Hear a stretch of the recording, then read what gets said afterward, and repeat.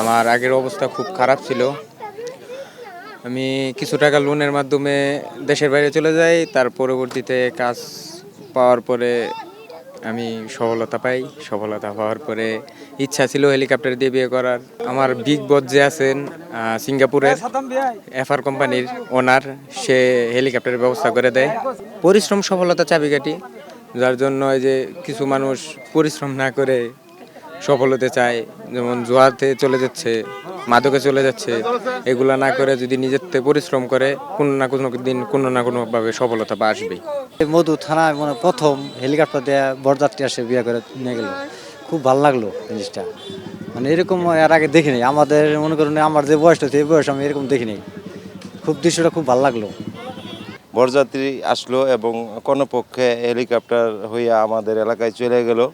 হ্যাঁ, এতে আমরা বুঝতে পারলাম যে সাধারণ মানুষ যে হেলিকপ্টারে অনেক আগ্রহী। আগে আমরা চিন্তাধারা ছিল যারা সরকারি ঊর্ধ্বতন কর্মকর্তা বা রাষ্ট্রীয় যারা চাকরি করে হেরাই হেলিকপ্টারে যাতায়াত করে, কিন্তু এখন দেখলাম সাধারণ পাবলিকের জন্য এটা ইজিলি ব্যাপার।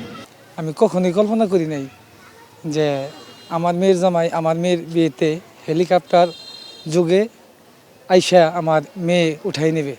একটা না 7 দিন ধরে মানুষের একটা আশা যে হেলিকপ্টার দেখবে, আজকে তা পূর্ণ হয়েছে।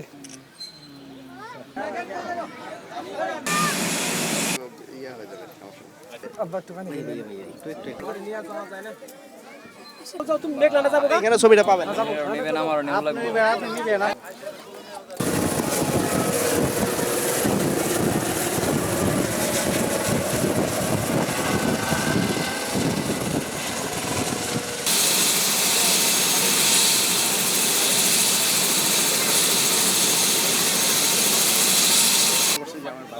পরিবর্তনের চেষ্টা করছে এবং আমার ইচ্ছা ছিল যে এরকম একটা মেসেজ দেওয়া যে যারা